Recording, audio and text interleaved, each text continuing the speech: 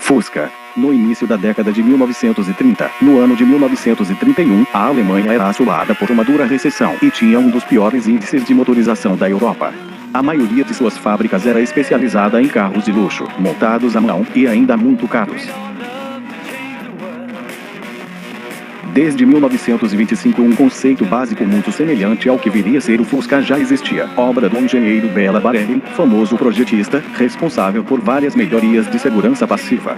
Nos anos seguintes vários protótipos e modelos surgiam, como o Superior, da firma Standard, projetado pelo húngaro Joseph Ganz. Este modelo inclusive era relativamente barato, cerca de 1.500 marcos. Até mesmo fora da Alemanha a ideia ganhava forma, com os aerodinâmicos Tatras, ganhando as ruas da então Tchecoslováquia, carros estes que o próprio Hitler conhecia e admirava. Aerodinâmicos, resistentes e bonitos, possuíam motor traseiro refrigerado a ar, chassis com tubo central e eram obra do engenheiro austríaco Hans Ledwinka, um conterrâneo e amigo do futuro projetista do Fusca. Nesta época Adolf Hitler havia ascendido ao poder na Alemanha, estando comprometido com a modernização do país e a recuperação da economia, principalmente do emprego. Entusiasta por carros desde a juventude, Hitler via com bons olhos a ideia do carro do povo desde os tempos em que esteve preso, quando leu sobre Henry Ford.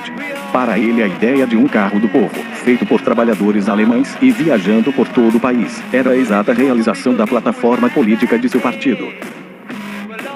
Decidido a financiar uma empresa estatal para produzir os automóveis que trafegariam por suas recém-inauguradas autobahns, Hitler deu sinal verde para o projeto. 3 opções lhe foram oferecidas pelos engenheiros Joseph Ganz, Edmund Humpler e Ferdinand Porsche. Os primeiros 2 eram judeus, e obviamente não agradaram a Hitler. Já Porsche era famoso pelo seu trabalho na Daimler, carros dos quais Hitler gostava, e talvez mais importante, era amigo de Jacob Berlin, amigo e assessor para assuntos automotivos de Hitler. Em meados de 1933, Berlin, que conhecia Porsche dos tempos da Daimler-Benz, intermediou o encontro de Porsche com Hitler. Neste encontro, Hitler mostrou-se bem informado sobre os projetos de Porsche na MSU e com opinião formada sobre o carro do povo. Hitler tinha pronta uma lista de exigências a serem cumpridas por Porsche, caso o contrato fosse efetivamente firmado. O carro deveria carregar 2 adultos e 3 crianças, uma típica família alemã da época, e Hitler não queria separar as crianças de seus pais. Deveria alcançar e manter a velocidade média de 100 km por hora. O consumo de combustível, mesmo com a exigência acima, não deveria ser maior que 13 km/litro, devido à pouca disponibilidade de combustível. O motor que executasse essas tarefas deveria ser refrigerado a ar, pois muitos alemães não possuíam garagens com aquecimento, e se possível a diesel e na dianteira. O carro deveria ser capaz de carregar 3 soldados e uma metralhadora. O preço deveria ser menor do que 1.000 marcos imperiais, o preço de uma boa motocicleta na época.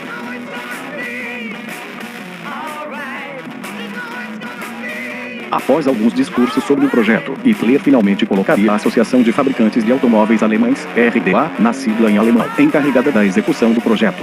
Apesar dos temores de Porsche, Berlin o convenceu a aceitar a verba de 20.000 marcos por mês para desenvolver o projeto. Assim, em 22 de junho de 1934 o contrato foi assinado e os equipamentos foram instalados na casa de Porsche em Stuttgart.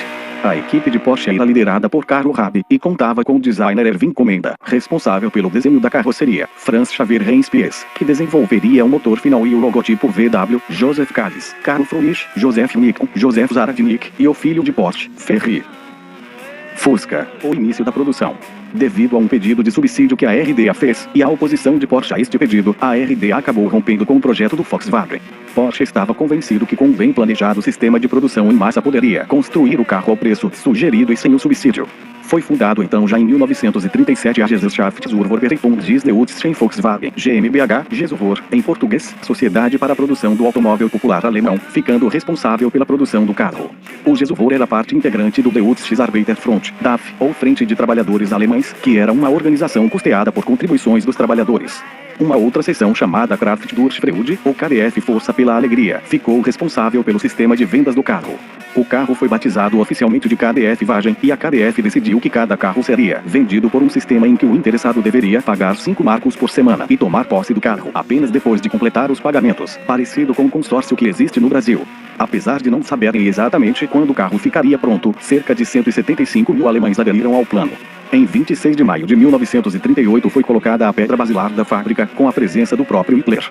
Mais de 70.000 pessoas participaram da solenidade. O evento teve pesada cobertura da mídia alemã, gerando alguma repercussão internacional, ideia do próprio Hitler, que pretendia exportar o carro para vários países.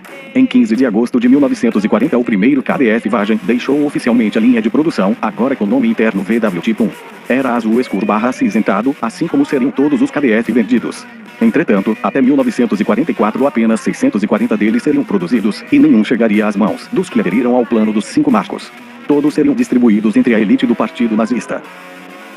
Fusca. O carro mais vendido no mundo, ultrapassando em 1972 o recorde que pertencia até então ao Ford modelo T, de origem estadunidense. Foi produzido até 2003, no México, onde era chamado de VW Sedan. Ele era parte de uma edição comemorativa chamada Última Edição, limitada a 3.000 carros. O último exemplar marcou o fim da longa produção de 65 anos do Fusca, durante a qual foram fabricados 21.529.464 unidades, números que fazem dele o modelo único mais produzido do mundo em todos os tempos. Fim da produção. No dia 3 de janeiro de 2020, a Volkswagen anuncia o fim da produção do Fusca em definitivo, lançando um clipe intitulado The Last Mile, com a música Let It Be, dos Beatles.